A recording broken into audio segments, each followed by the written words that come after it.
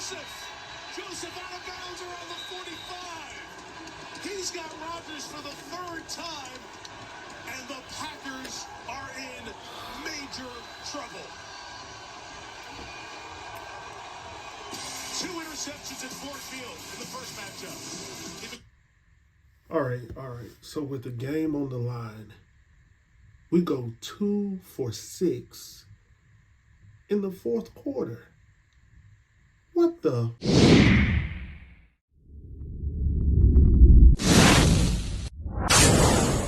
Hey, what's good, everyone? Welcome to the Cold Cheese and Hot Bullets podcast, where we give you everything that's going down with the Dallas Cowboys and, of course, my Green Bay Packers, man. So, as you already know, the Packers have been officially eliminated from the playoffs, and we are looking towards the off season. So we'll talk a little bit about that later. But let me just go ahead and say this. As a Packer fan, I'm not even upset. I'm not overly mad about this loss. It hurt a little bit because of all the emotions that we have built up over these past few weeks, where we've been winning these games and everything is pretty much gone the way that they needed to for us to be able to get into the playoff. But the way we lost this game, 2 for 6 in the fourth quarter, an interception, well, let's just keep it a buck. A second NIT if the first one wasn't taken away due to the penalty from Detroit. I'm not really upset about this game. What I am more upset about at this point is the fact that we did not use the latter part of this season to find out what we had in Jordan. I mean, over a month ago, I pretty much had already boxed up everything, already knew where this season was going, and all of a sudden we had this momentum going into the latter part of the season where we were able to get the win over the Dallas Cowboys, which I was like, all right, that's a given, because we already know that Aaron Rodgers has the number for the Dallas Cowboys. It is what it is. He was not going to lose that game against Mike McCarthy. Now, of course, my co-partner would say something different, like, we gave you the game. A dub is a dub. So if you want to win the game, come in there and win the game. Don't talk about you gave the game away. Anyway, let's move on past that one. So we win over Dallas. We lose the following week. And then we're able to pull off these wins over the Chicago Bears, the LA Rams. We're going to Miami. We win that game. With Tua throwing all over the place, and our defense played off the hook. So I felt pretty good. I was like, all right, maybe we are in the right direction at the right time. And I was absolutely wrong, because the game that we needed the most was not the Minnesota Vikings. It was not the Miami Dolphins. Really, it was none of those games. The one that it came down to the most was the daggone Detroit Lions, who came into our house on the frozen tundra, and we could not sign, seal, and deliver this defeat to the Detroit Lions. And I'm like, what in the world are we doing? Like, we're going to have to be honest here. We're going to really have to be honest this time, because quite frankly, as a fan, I am sick and tired, truly sick and tired of losing at Lambeau. I mean, let's go back some years here. We lost against Tom Brady at home in the frozen tundra, and that was a game that we should have won, because it was like we were not really, truth be told, that was a game that we potentially could have won. We were in the championship. Everything was given to us. So we're going to have to really be honest here. So, like I said, we had the Tampa Bay game where we lost to Tom Brady in the NFC Championship. That was a given game for us.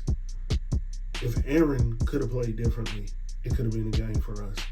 I don't know what it is.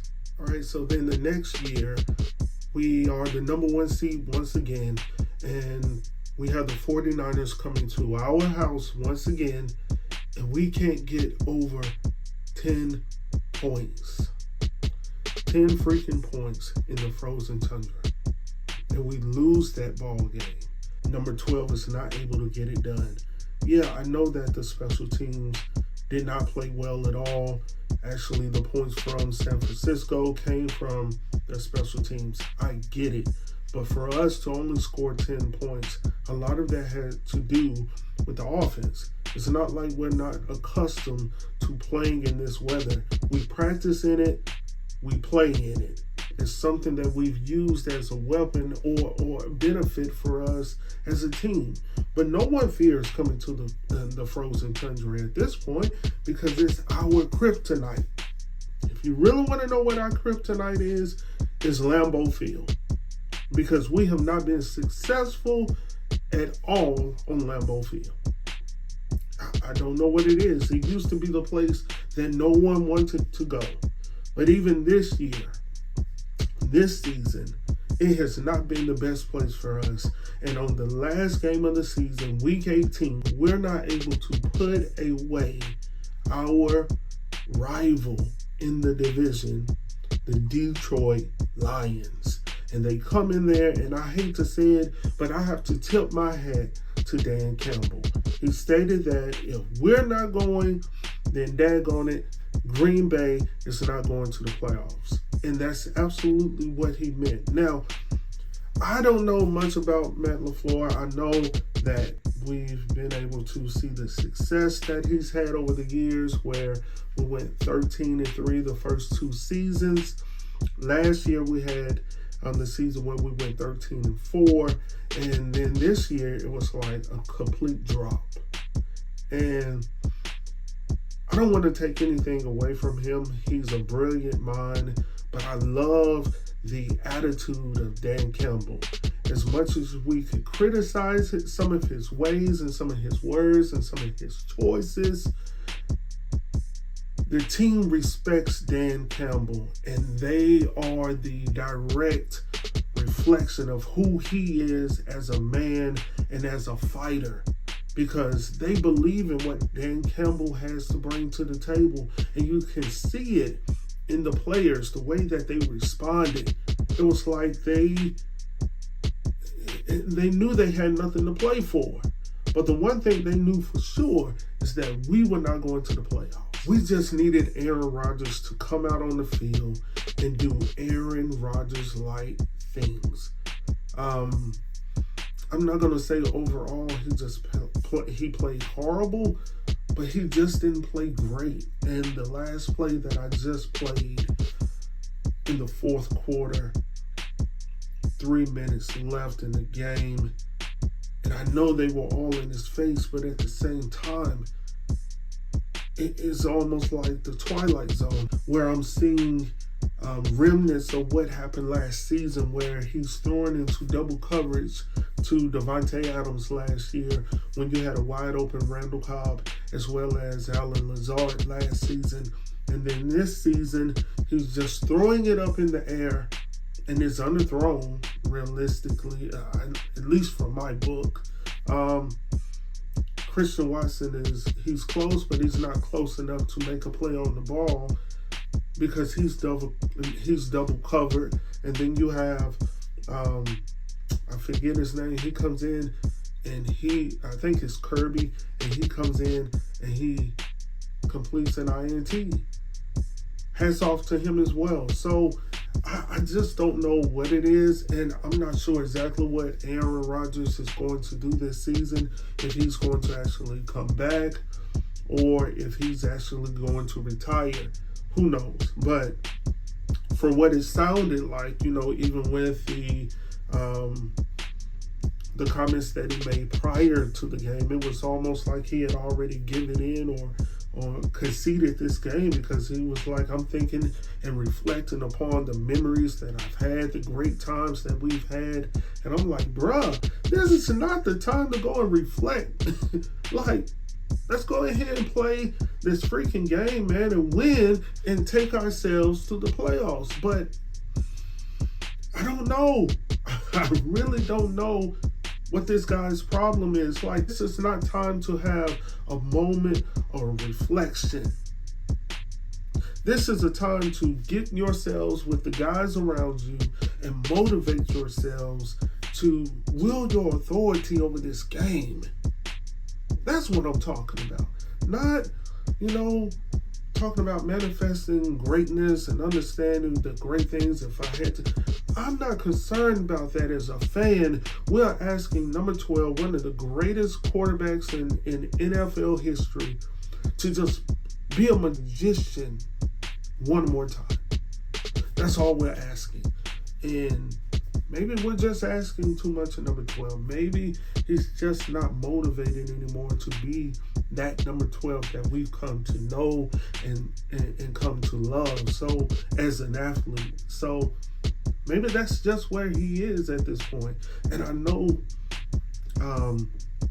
this season has been a challenge because we haven't had the connections with the wide receivers and or even with the offensive line. We've had so many moves and changes. Even with the game on Sunday night, I believe that we replaced Josh Nijman with Zach Tom, which was needed.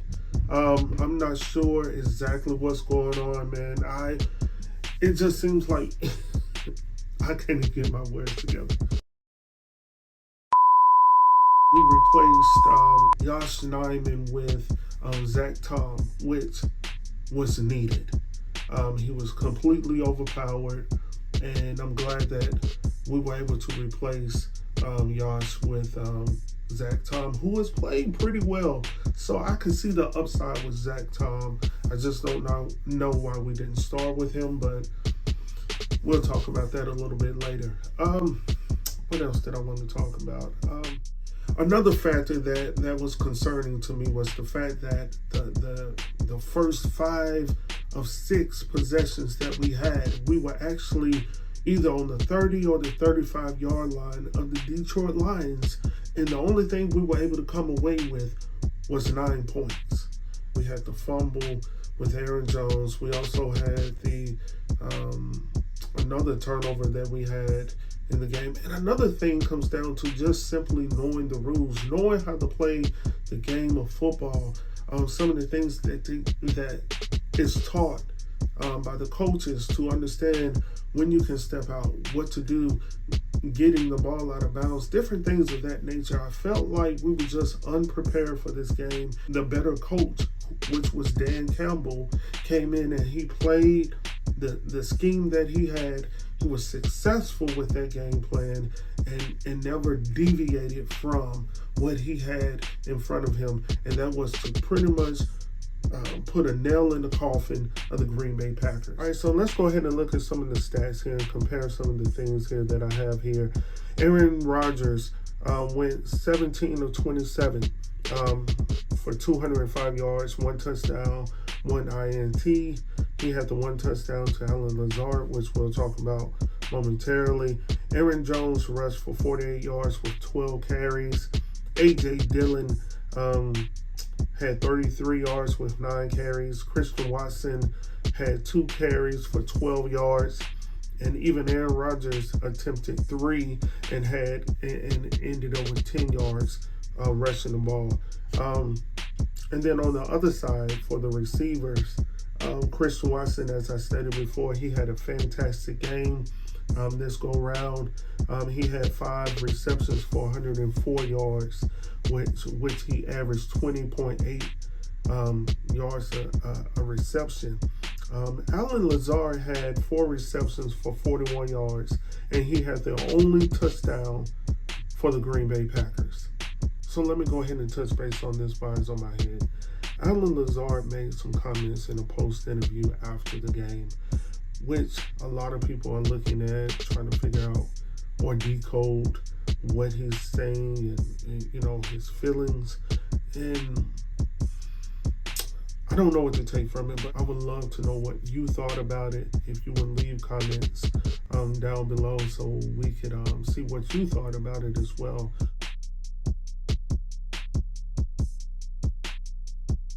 Do you expect 12 to be back in the fold next year? shit, I don't know where I'm going to be at. I can't worry about somebody else. Have you done a lot of reflecting about that when you left the field tonight? You know, definitely going into the game, I kind of had a realization that my first game here and potentially my last game, which it is, was going to be versus the Lions at home. So, you know, I took just a few moments just to kind of soak it all in and just like pat myself on the back, I guess, and just be thankful for this opportunity and this experience to be here for 4+ years now, and just to see the growth that I've made, not only on the field, but more so off the field, and becoming into my own and everything, and just, you know, I feel like a lot of times throughout my career, especially early on, it could have gone a lot differently. The last time together. We saw so much quarterback movement last year. Anything's possible. They started the game that way. They're finishing the season that way.